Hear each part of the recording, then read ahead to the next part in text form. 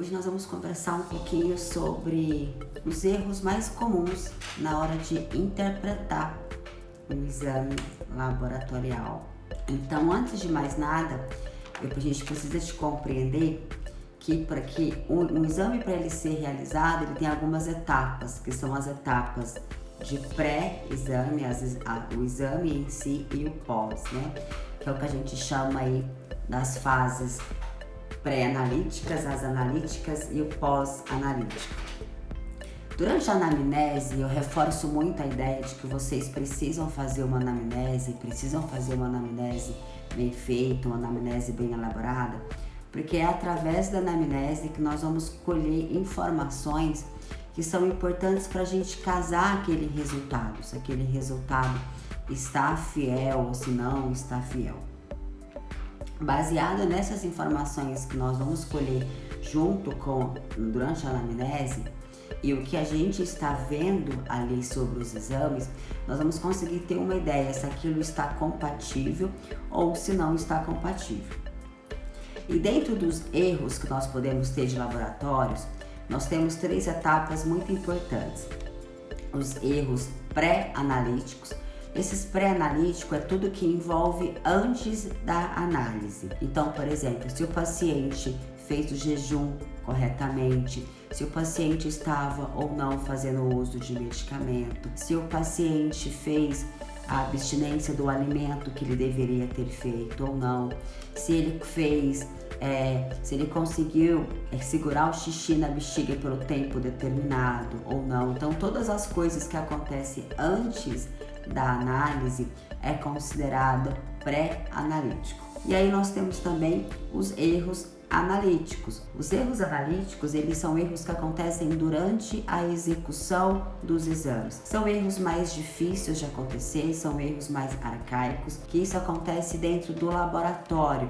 Por exemplo, o aparelho talvez não está calibrado, a amostra ficou muito tempo lá até ela ser analisada, não foi identificada adequadamente. Então, esses erros que acontecem durante a análise, a gente chama de erros analíticos. E aí nós temos os erros pós-analíticos. Esses erros pós-analíticos vai muito de interpretação. Podemos ter erros também de entrega do resultado, por exemplo, a gente colocou na hora de digitação, pode ter errado, alguma coisa arcaica assim. Hoje, como a grande maioria dos laboratórios eles trabalham com automação, o que é automação? A amostra chega muito bem identificada através do nome, através de códigos de barra, e essa amostra vai para o aparelho e o aparelho faz todos os exames. Então, assim, a chance de ter um erro manual, ali um erro arcaico, é muito mínimo, por causa que hoje quase todos os laboratórios trabalham com automação, tá? Então, esses erros analíticos hoje são erros que são mais difíceis de acontecer. Portanto, são mais difíceis, mas não são impossíveis. E onde que eu queria chegar com vocês? Esses dias uma pessoa mandou mensagem inbox para eu conseguir conversar e avaliar um exame de urina que a paciente dela fez, e aí acabou que tinha bastante alterações no exame de urina e que ela não estava conseguindo compreender o que pudesse estar acontecendo. Então aí nós precisamos de ter nesse momento um pouco de bom senso. Por exemplo, será que o paciente ele conseguiu fazer a asepsia da região íntima antes de coletar esse exame? Por que essa pergunta é muito importante? Por que tem que ser feita com muita sutileza, com muita delicadeza com o paciente? Como se quem não quisesse saber nada. Se o paciente não faz uma higienização correta antes de coletar o exame de sangue, pode ter alteração do número de células, de bactéria, a urina pode ficar mais turva, pode ter mais cristais, mais cilindros, então tudo isso dá alteração no resultado. Se a paciente está menstruada, por exemplo, vai ter um aumento de hemácias no sangue, na urina. Então, às vezes a gente pode assustar achando que esse paciente está aí com alguma disfunção e, na verdade, é uma questão pré-analítica. Então, isso são informações que nós precisamos de ter consciência para a gente poder conversar com o paciente, investigar isso, para a gente ter uma ideia se aquele resultado está compatível com o que eu estou coletando de informações durante a anamnese ou não. Um outro erro também muito comum que a gente encontra, que a gente pode ter, é em relação à glicemia. Nós temos 2 exames muito importantes para a gente confiar aí o nível de glicose desse paciente. É a glicose em jejum e nós temos também aí a hemoglobina glicada. A glicose em jejum, geralmente o paciente dá uma tapeada, ele dá uma enganada. Porque quando o paciente sabe que ele vai fazer uma coleta de sangue que vai dosar a glicose, e quando ele está desconfiado de que essa glicose pode estar mais alta do que ele gostaria, e se isso acontecer, ele precisa seguir uma dieta, talvez tomar medicamento, fazer atividade física, enfim. Então, quando o paciente já sabe sobre isso, ele já cuida antes, ele faz um jejum forçado antes para coletar esse exame. E quando ele faz esse jejum forçado, a glicose em jejum geralmente dá até mais baixa do que o que nós gostaríamos. Aí você tem que casar essa informação com a hemoglobina glicosilada desse paciente, que é um exame que dá o histórico dessa glicose durante 120 dias anterior. Então, se o paciente, se ele quer ter uma glicose satisfatória, uma glicose coerente, a necessidade dele fazer esse jejum, teoricamente, por 120 dias, para que essa hemoglobina glicosilada, ela consiga ser equivalente. Então, às vezes o paciente vai lá com o resultado e o profissional olha lá somente a glicose em jejum e tá alterada, ou talvez muito alterada, ou talvez pouco alterada. Há necessidade de nós termos a sensibilidade de conversar com esse paciente sobre o que ele fez no dia anterior.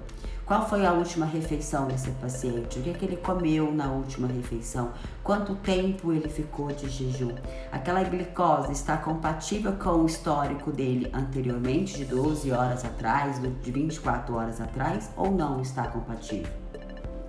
Isso, a gente tem que ter essa sensibilidade de conversar isso com o paciente para a gente saber o que esperar de um resultado.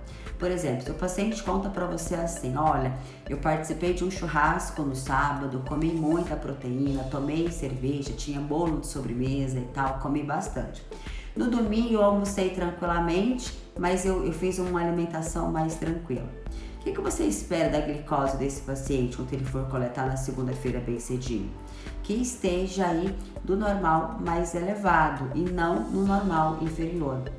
Agora, se o paciente fala para você assim, olha, no domingo eu já comi muito, bastante, participei de um churrasco, comi muita carne, tomei muita cerveja ontem e tal. Essa glicose do paciente vai ser uma glicose que a gente tem que esperar que ela esteja um pouco mais elevada.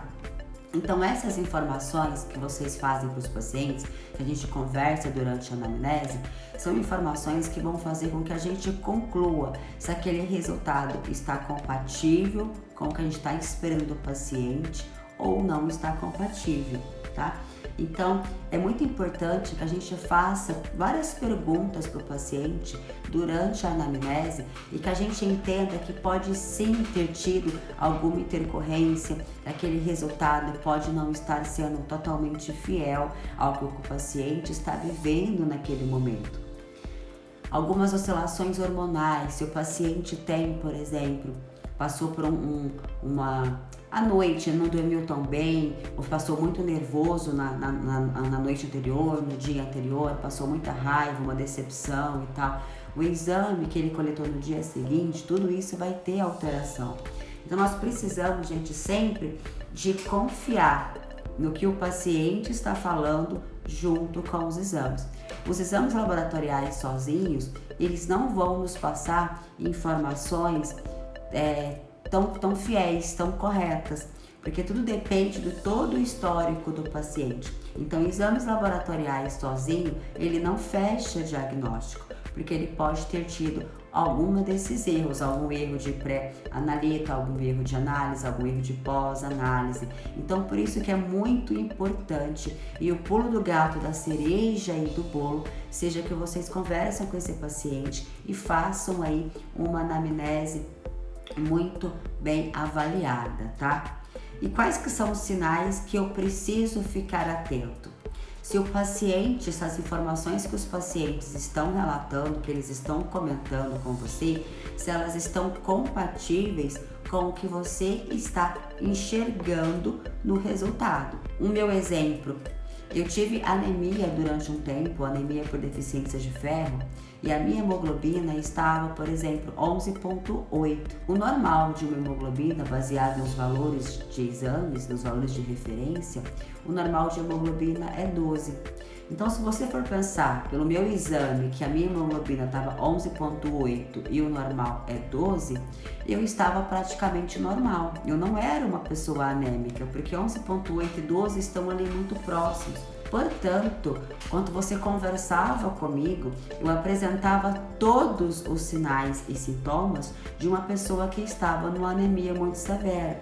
Então, quando você casa as informações que eu te passei, os sinais e sintomas que eu estava presenciando, que eu estava vivenciando, junto com o resultado dos exames laboratoriais, você consegue fechar ali um diagnóstico. Então, tudo que o paciente fala, tudo que você consegue sentir e enxergar ali no corpo do paciente, na pele do paciente, no semblante do paciente, isso vai fazer com que você tenha uma resposta fiel ou não.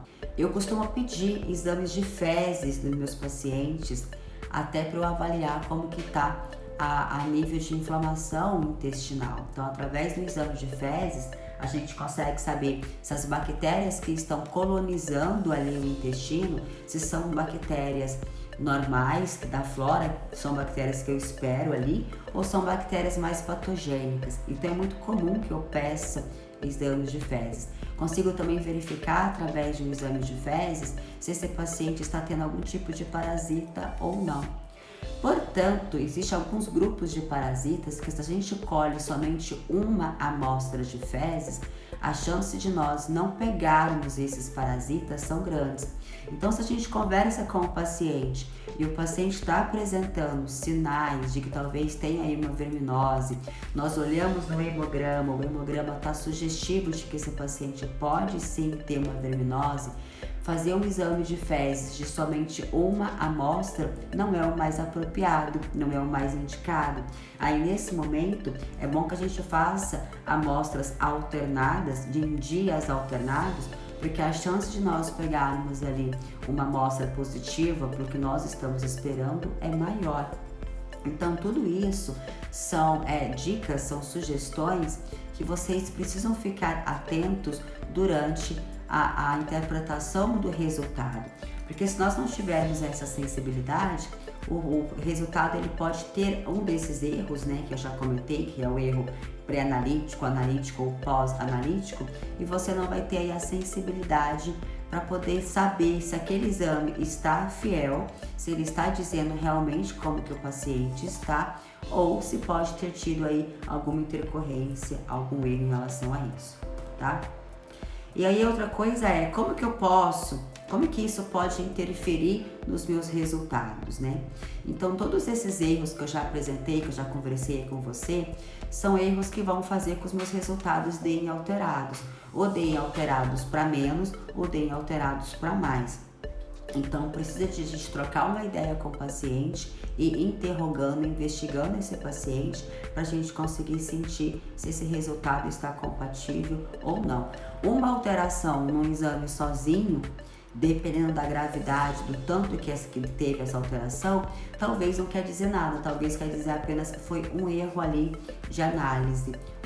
Algum paciente não cumpriu o jejum certinho, o paciente às vezes tomou álcool, ou o paciente tomou um medicamento que dá alteração naquele exame. Então, a anamnese é o pulo do gato para que você consiga fazer aí uma análise bem elaborada, bem concluída dos exames laboratoriais. E baseado em tudo isso, quando que a gente deve de repetir um exame? Se você percebeu que aquele exame ele pode estar errado de acordo com alguma informação que o paciente te deu, e é apenas um exame sozinho e você conversando com o paciente, os sinais e sintomas que esse paciente relatou não coincide com o que aquele exame está falando, não há necessidade de você se preocupar em fazer uma nova amostra tão próximo. Você pode deixar para você fazer essa reposição quando você for fazer a sua rotina mesmo de novos exames. Então, às vezes eu repito exames a cada 2 meses, às vezes a cada 6 meses e até mesmo a cada 1 ano. Então, isso depende muito do que você está investigando, do que você quer e do nível de alteração que deu. Às vezes a alteração é tão grosseira que fica muito visível que teve algum erro ali, algum erro, né, pré, durante ou pós. Então aí a gente passa a desconsiderar.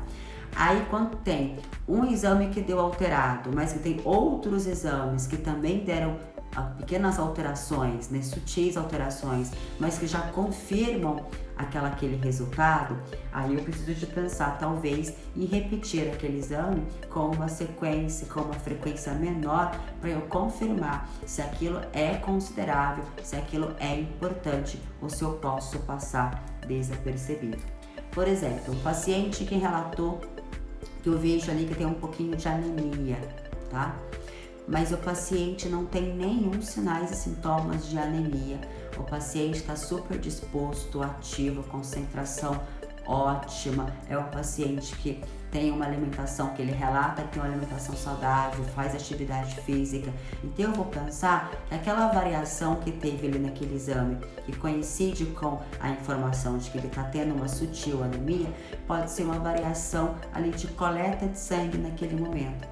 E as nossas células sanguíneas, elas mudam constantemente. Se eu coleto um exame de manhã, ela dá um resultado. Se eu coleto à tarde, à noite, ela pode ter uma variação. Então, essas sutilezas de resultado, quando não coincide com o que o paciente está me relatando, eu posso não levar tanto em consideração.